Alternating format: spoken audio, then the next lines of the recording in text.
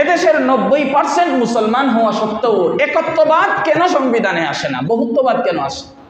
10%-এর জন্য এতটাই পেরেশান হও, 90%-এর জন্য কোনো খবর নাই কেন?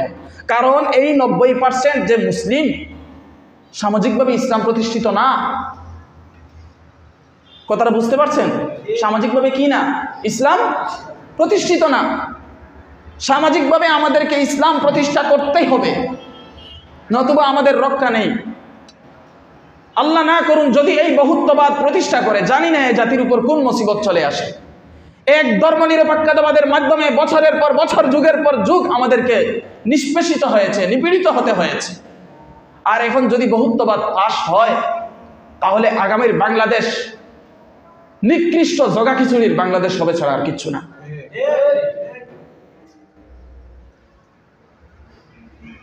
এখন এগুলোর জন্য আমাদের মূল কাজ হলো প্রত্যেকটা মুসলিম সমাজ, মসজিদ আছে, মিম্বর আছে, খতিব আছে, মুসল্লিরা আছে, সবাই মিলে আগে নিজেদের সমাজকে ইসলামী সমাজ গড়তে হবে। সবার ঐক্যের ভিত্তি হতে হবে তাওহীদ, আল্লাহর একত্ববাদ।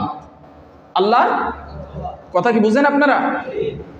এজন্য ভাইয়েরা, নামাজের ওয়াজ করতেছি, এখন নামাজের ওয়াজ যেন বাস্তব ময়দানে আসে, এজন্য আপনারা কাজ করতে হবে। করবেন তো ইনশাআল্লাহ?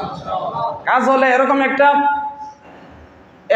এমন একটা তৈরি করতে হবে, ব্যবস্থাপনা তৈরি করতে হবে যে নামাজে না আসার কারণে যেন আমাকে পাকড়াও হতে হয়।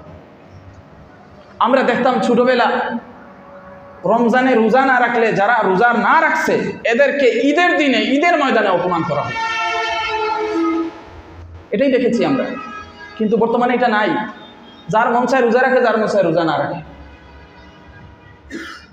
এগুলো সামাজিকভাবে ধরার দরকার। রাষ্ট্র থাকলে তো রাষ্ট্র সেই ব্যবস্থা নিত, আমরা তো আর রাষ্ট্র না, আমরা ওই ব্যবস্থা নিব না। কিন্তু সামাজিক যতটুকু করলে রাষ্ট্র আমাদেরকে ধরবে না, ততটুকু তো করা দরকার। সমস্যা হচ্ছে গুড়ায়, যে যারা আমাদেরকে শাসাবে তারাই যদি রোগী হয় তাহলে সমাধান হবে কিভাবে?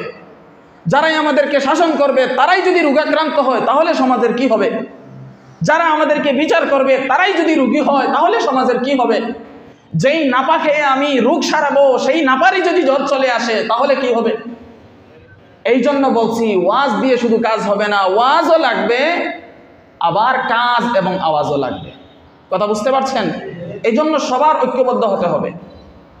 সমস্ত দুর্বল রশিকে যখন একসাথ করা হয় তখন একটা মজবুত রশি হয়ে যায়। এই আমরা দুর্বলরা যখন একসাথ হয়ে যাব তখন আমাদের রশিটা মজবুত হয়ে যাবে। এবং সবাই আমাদেরকে তাওহীদের ভিত্তিতে ঐক্যবদ্ধ হতে হবে। এই সমাজকে মুসলিম সমাজ, কাটি মুসলিম সমাজ বানানোর চেষ্টা ফিকির করতে হবে। তখন দেখবেন আল্লাহ তাআলা এই সমাজের মাঝে রহমত বরকত দান করবে। আর যদি ভুলের উপর চিরজীবন চলে যায়, কাজ হবে না, শেষমেশ ফলাফল অত্যন্ত ভয়ানক হবে। পরবর্তী প্রজন্ম আরো খারাপ হবে। এই প্রজন্ম যাই ভালো আছে, পরবর্তী প্রজন্ম কি হবে? আরো খারাপ হবে। আল্লাহ তাআলা আমাদেরকে বুঝার তৌফিক দান করুন।